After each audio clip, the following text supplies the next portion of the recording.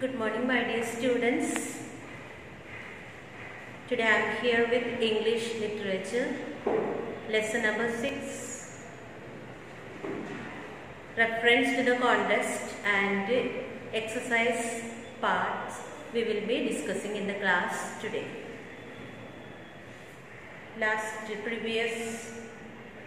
Yesterday I had just sent the answers of these questions reference to the contest. Since I haven't discussed it with you, today I am going to discuss it with you. Please do write in your copy. Question answers and reference to the contest I had sent it in the PDF file. Please do refer it and write it. Page number 49 we are going to study now. Reference to the contest. Answer the following with reference to the contest. I am very glad to see you. I was beginning to be afraid you weren't coming for me, and I was imagining all the things that might have happened to prevent you. So this is the sentence we have here, and related to that we have 3 questions here, and the first question is, who is the speaker? All those who have read the book, they will know the answer, and all those who have not read the book, please do read it. So who is the speaker? Who is speaking this sentence? Who is the speaker? Anne is the speaker. Anne is the speaker. Second question, what had the speaker decided to do if the listener did not turn up? Speaker and the listener. Speaker is Anne and the listener is Matthew Cuthbert. So what had the speaker decided to do if the listener did not turn up? The speaker had decided to climb up into a cherry tree to stay all night if the listener did not turn up. Third one, what did the listener decide to do then and there? Listener, who is the listener? Matthew. What did he decide to do? The listener decided to take her home then and there. Then the second one, why? A bride, of course. A bride all in white with a lovely misty veil. I have never seen one, but I can imagine what she would look like. I don't ever expect to be a bride myself.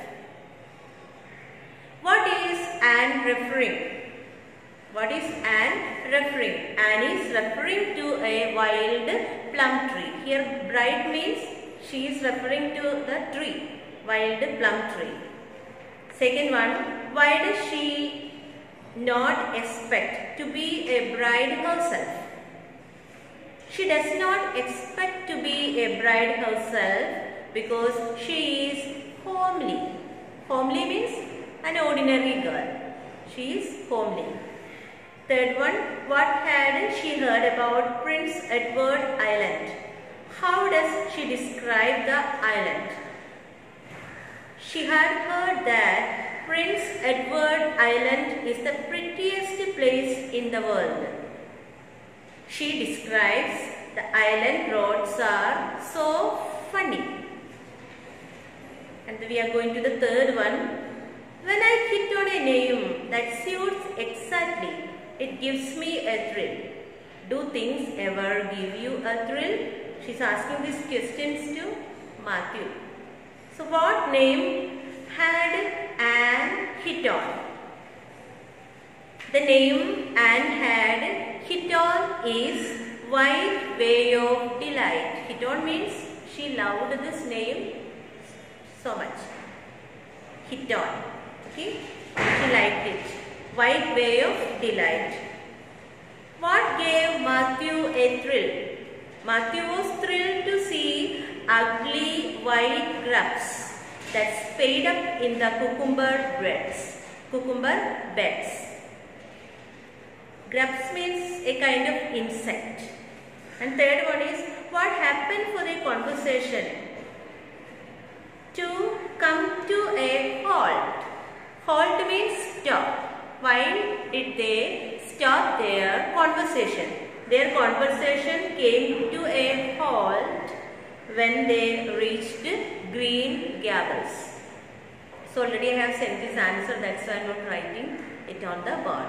And read between lines. Read between lines means here we can give our own answers. Answer these questions. How would you describe the character of Matthew? Give at least 3 words that describe him. So the character of Matthew is different from an ordinary man. This is my answer. You can write your own answers. And the 3 words that describes which I have selected: reserved, concerned, charitable. These are the 3 words I used to describe Matthew. Do you think Anne would be happy at Green Gables? Give a reason for your answer.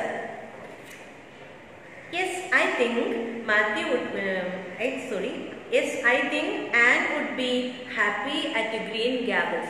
And the reason, you can give your own reason. The reason I am giving here is Matthew had taken the scrawny little hand awkwardly in his. And then and there, he decided he would take her home. So this is the answer I am giving, that she would be happy in Green Gables. So here we have stopped the question answers part, and now we are going to do the exercise part. Time to learn. The story we have uses some interesting words to put across simple ideas. Like we have used the word encountered. Encountered means to meet or met. Encountered, met. And presently. The word presently we have used in the story for soon. Soon. And garbed. Garbed means dressed. So these are the interesting words we have used in the story. And here in exercise A, we have some words. Here are some words Anne would love to use. All of them actually have the same meaning. Can you guess the word? See here they have given us different words but same meaning, like amiable, genial, cordial, gregarious, benign.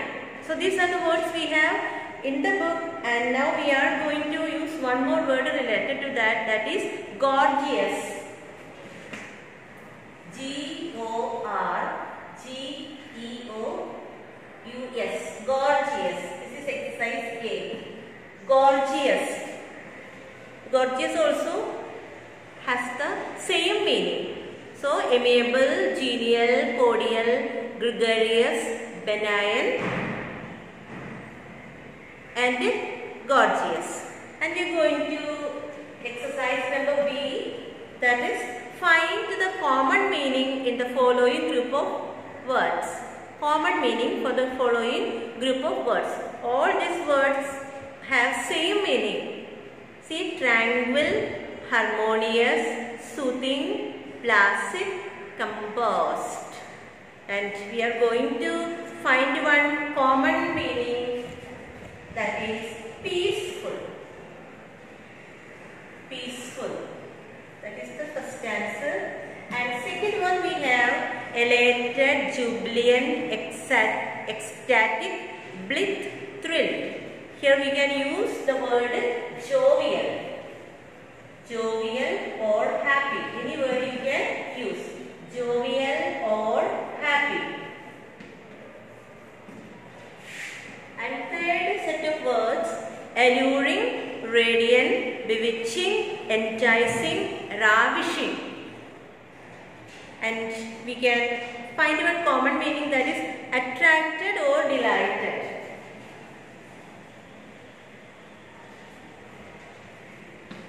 Attracted or delighted. So don't get confused with this exercise. All these words are having same meaning and they are asked to find out one common word for that. So we have find out for these 3 sets of words, 3 words. Peaceful, jovial or happy, attracted or delighted. And now we are going to next exercise number C. we are going to use in the sentences phrasal verb. Phrasal verb. Here are some other phrasal verb. Fill in the blanks in the sentences that follow using the appropriate phrasal verb. Suitable phrasal verb we can use. Exercise number C. Number 1. See, we have a set of words here like this: tend up, keep up, cut down, run out, go through, brought up, backed out, look down. Now we have to make a selection of these words here. First one. She dashed the orphan as if it was her own child. She brought up. So the first one is brought up. She brought up the orphan as her own child. Brought up. Second, our new neighbor seems to dash on us. Dash on us. Look down. Look down on us. Number 3. Oh no, we have dash of sugar. Could you go to the store and buy some, please? Oh no, we have run out. Run out means over, finished. We have run out. And number 4, the teacher was very happy with my composition and told me to dash the good work.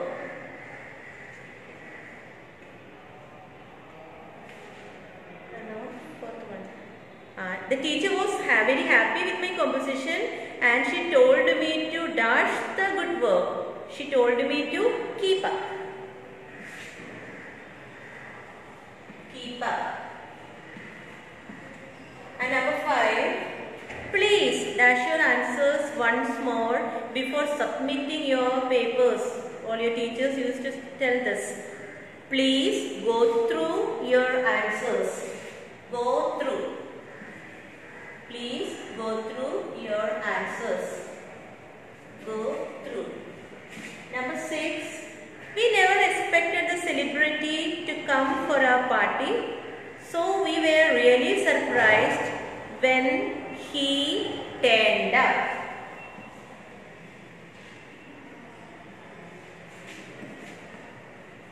Turned up.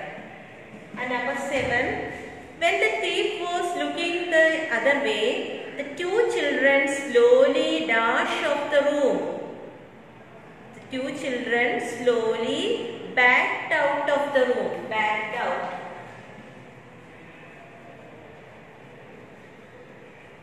Backed out of the room.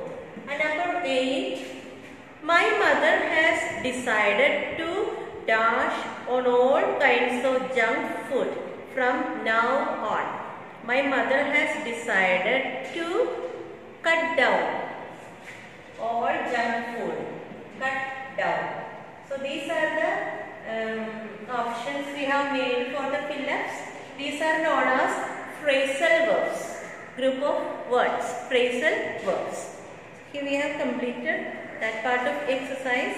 Now we are going to the next set of exercise, that is direct and indirect speech.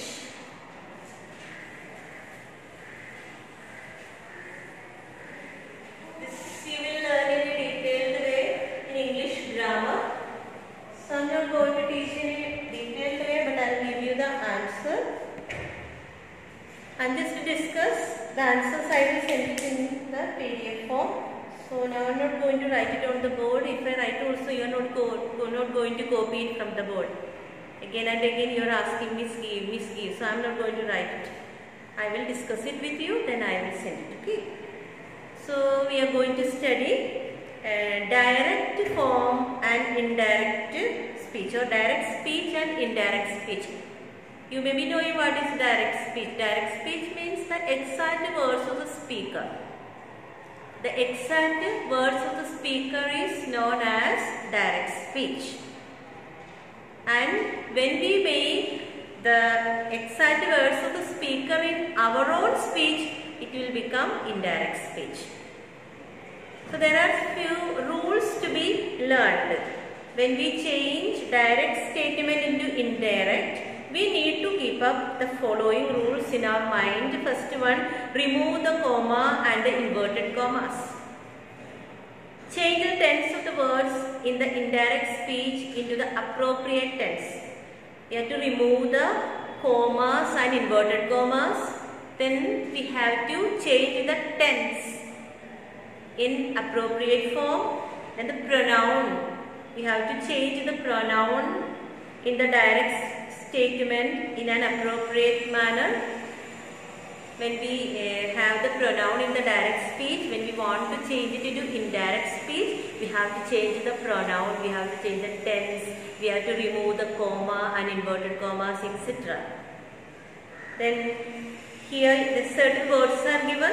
Some words we have to use. We have to change the words like asked, commented, ordered, suggested, etc. instead of said. Instead of the word said, we have to use the words like asked, commented, ordered, suggested, etc. You can see this example here. The teacher said it's very hot today. The teacher said it's very hot today. See, we have removed all the commas and inverted commas.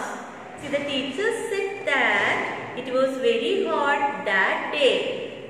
See, the words we have changed in appropriate way. The grammar, when I teach you grammar, I will teach in detailed way. Now we have got two sets of exercises. First one is convert the following direct speech statements into indirect. The first one is given here is, see, the wrestler. I am showing you this, I am teaching you this. The wrestler said. See, we are going to use the exact words of the wrestler. So that's why we are going to put this. I am going to write it in inverted commas. I have one. I have one. See, I have one. This is the words of the wrestler, and we have put it in inverted commas. It is his own words. Now we are going to change it in indirect speech. The wrestler said that. We have added that. See, this is pronoun. This pronoun we are going to change. I we are going to use. He. Now this is the tense, the verb. We are going to change this verb now. Have. So we will use it. He had. He had one. He had one. The wrestler said that he had one. See, nothing is there. No inverted commas, no commas. We have changed the pronoun. We have changed the tense. And we have made the indirect sentence. Okay. The wrestler said that he had one. The same way, the girl said to the traveler that I will give you a precious jewel. Moti. Okay, precious jewel. The girl told the traveler that she would give him a precious jewel. We have made all the changes. Pronoun is changed, tense changed. We have added the word instead of said. We have used told to the traveler that she would give him a precious jewel. The speaker said, I am very happy to be here this evening. See, the speaker said that he was very happy to be there that evening. The miller told the king, my daughter can spin gold from straw. The miller told the king that his daughter could spin gold from straw. Jack said to his mother, I have sold the cow for 5 beans. Jack told his mother that he had sold the cow for 5 beans. So this is how we have to change direct speech into indirect speech. And exercise B, we are going to study to change indirect speech to direct speech. Indirect speech to direct speech. Direct speech. So I will show you one. The first one is, the wolf told Little Red Riding Hood that he could see her better with his big eyes. This is an indirect sentence, and when we make direct sentence, we have to use comma, inverted commas, etc. So now we are going to make this, write this sentence in direct speech. Exercise B, this is exercise A. The wolf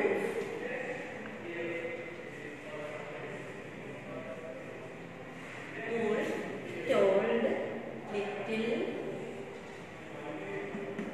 Red Riding Hood. So now we are going to put comma and we'll start inverted commas.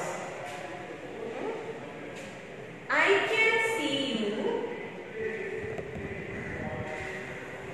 I can see you better with my big eyes. With my big eyes. With my big eyes. And we have closed the quotation mark. So this is how we have to make direct sentences from indirect sentences. In direct speech, we have made the direct sentence. Okay, and similarly, we have got 5 more sentences here that I'll be giving you either today or tomorrow. Like Hansel told Gretel to drop the breadcrumbs on the path. The grasshopper said that he wanted to sing and dance in summer. Cinderella told the fairy grandmother that she wished to go to the ball. Ball means party. Birbal told Akbar that he knew who the thief was. So here we have just completed the syllabus of English literature. 6 lessons we have completed, and I'll give just to begin little bit of revision today. Lesson number 1. That 12 lines of poem you have to study. Lesson number 1, a ballad of mystic memories. 12 lines of poems you have to by heart it. And you children are asking again and again, Miss, all meanings, word meanings should be write in the copy. So in the revision time I am going to tell you which all word meanings. So from the first lesson you have to write down the word meaning, or you have to study the word meaning from first lesson. Stirs, moves slightly, unsurpassed, without equal, mate, friend, intrigue, interesting places, soaring or searing, very hot. So these are the 5 word meanings you have to study from first lesson, and there are reference to the contest. Answer the following question. 4 questions are there you need to study. There are 3 sets of reference to the contest that also you have to study. So these are the things you have to study from the first lesson. I will send it. I will write it, okay? So again and again don't ask what to write, what to study. You are not too small. You have to understand. And you have to listen the video. Simply don't tell me, I have no time to listen the video. Please give answer soon. No. You should speak in a polite way. When you send some messages to your teachers, please use polite words. Then we feel to send it soon. Otherwise we will not send. I feel bad. Okay? So respect your teachers. When you send message, please use polite words. Don't tell I don't have time to listen the class. Don't write such messages. Okay, children. So I am stopping here now. Thank you. Thank you for cooperating with me to complete these 6 lessons. Study well and prepare for the exam. Bye.